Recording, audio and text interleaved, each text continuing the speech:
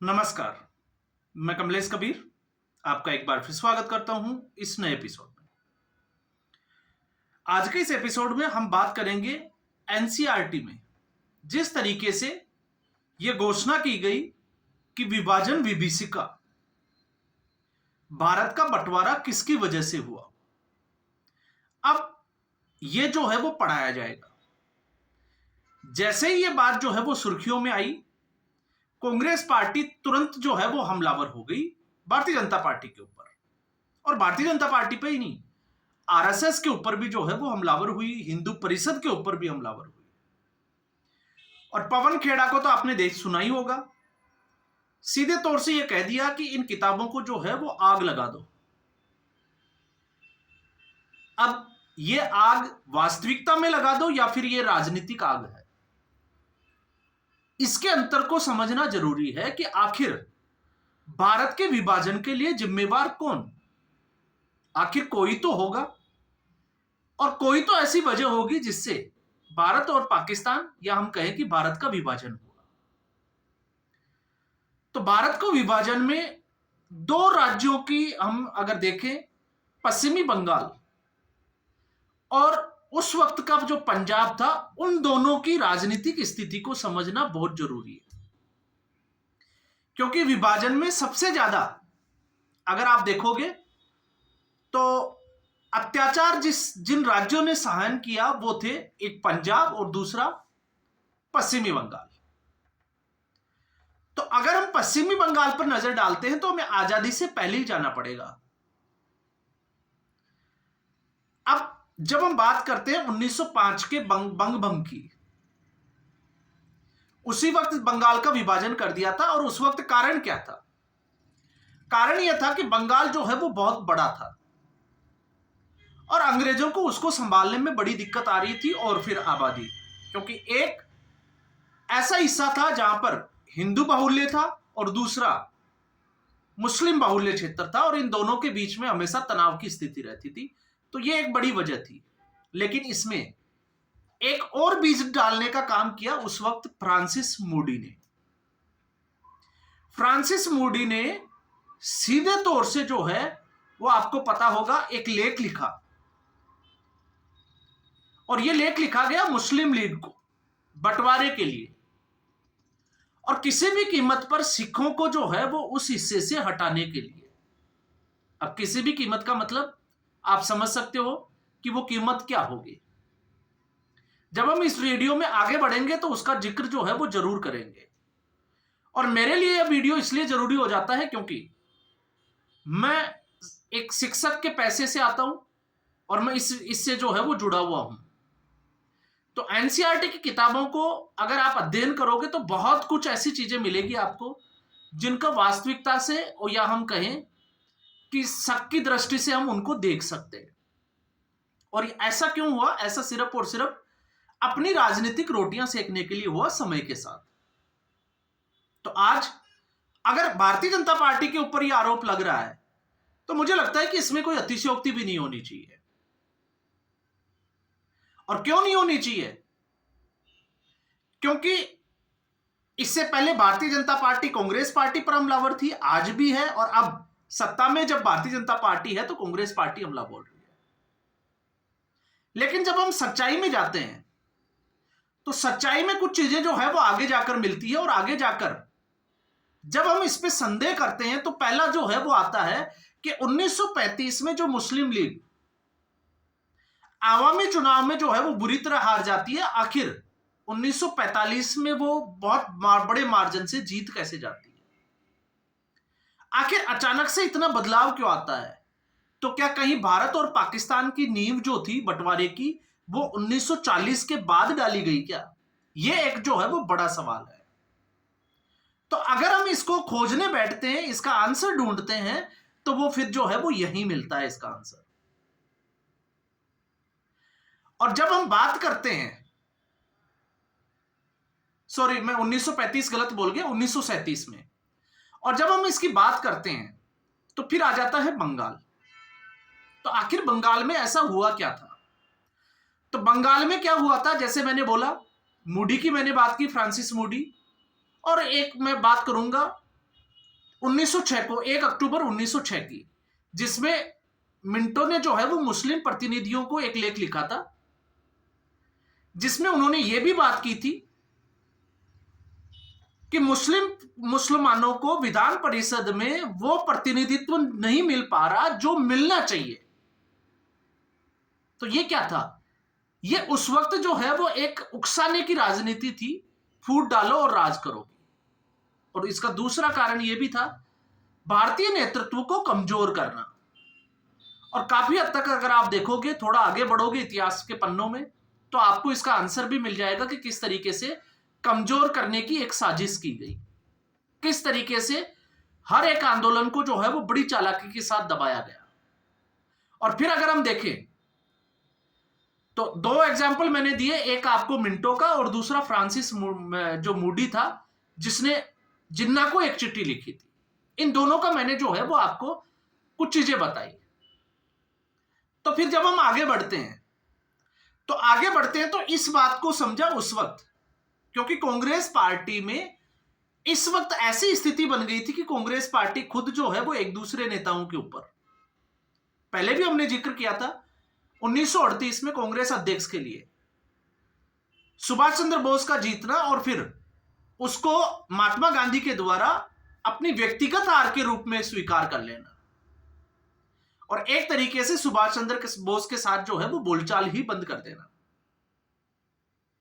तो आप सोच सकते हैं कि उस वक्त कांग्रेस में किस मानसिकता से जो है वो कांग्रेस आगे बढ़ रही थी।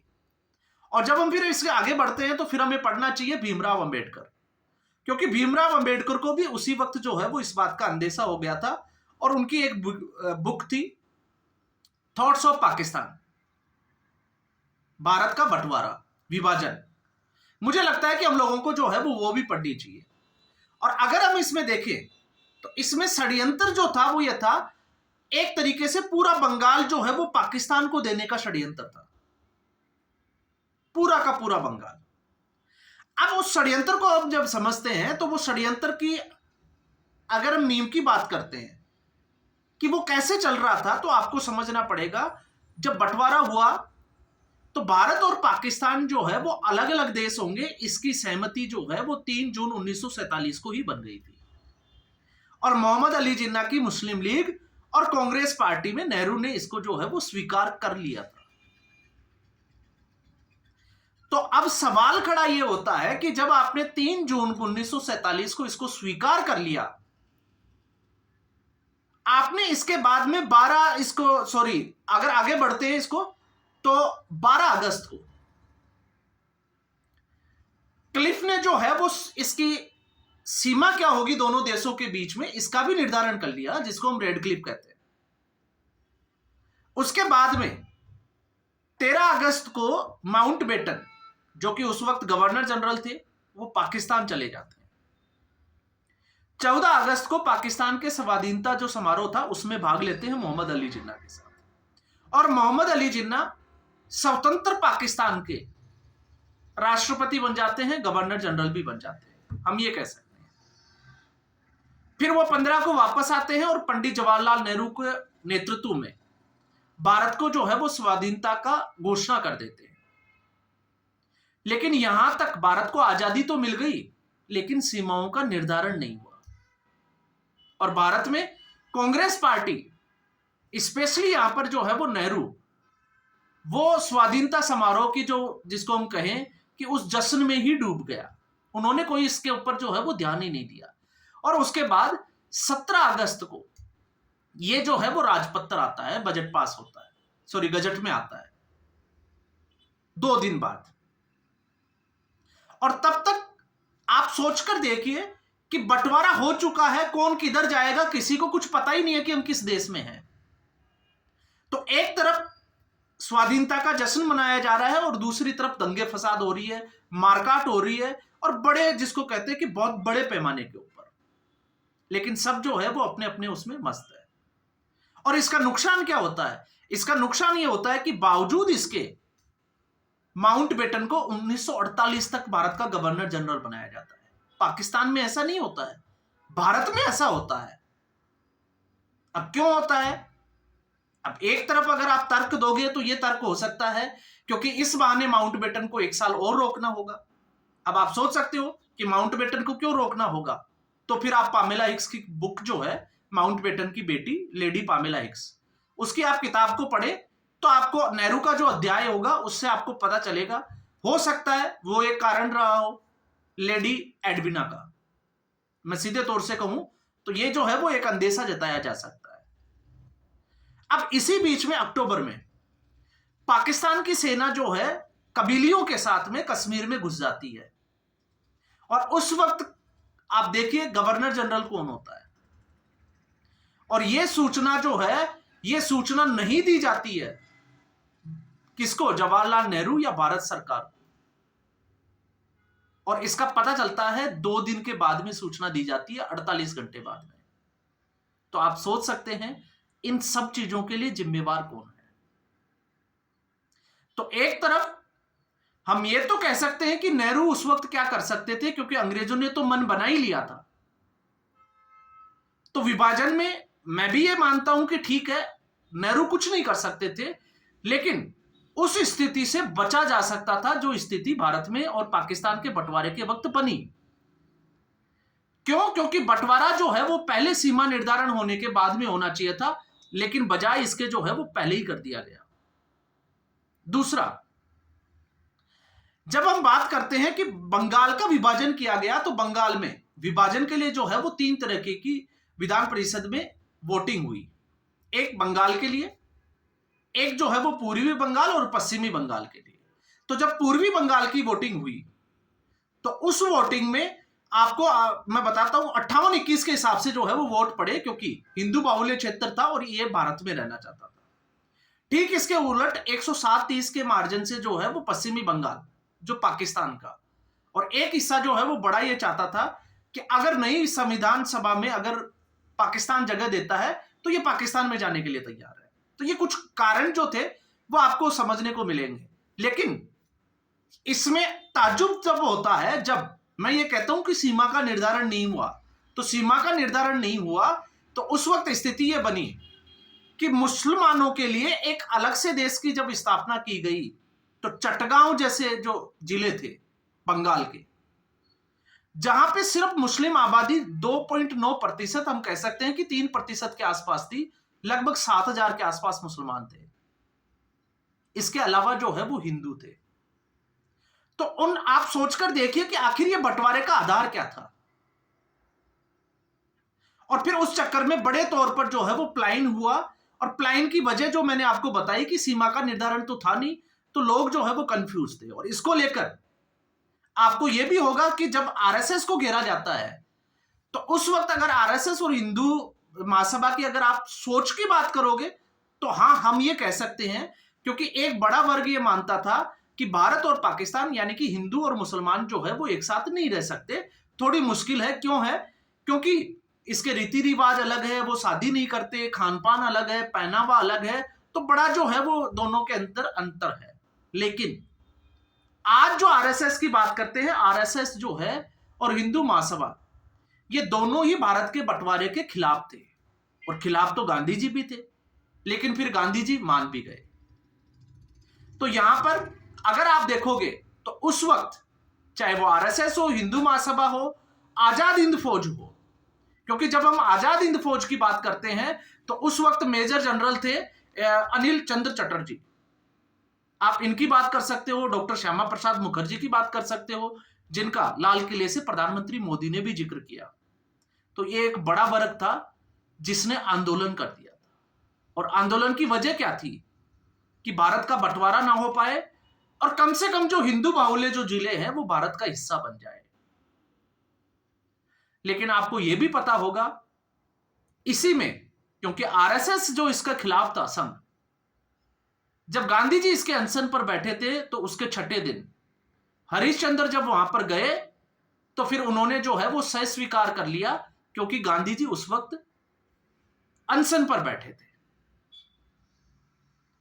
तो आप सोचकर देखिए, आप पंजाब की बात करिए, आप जो है वो बंगाल की बात करिए, आखिर 3 ही लोग तो ऐसे थे, वो एक माउंटबेटन था, एक नेहरू था और एक जिन्ना था।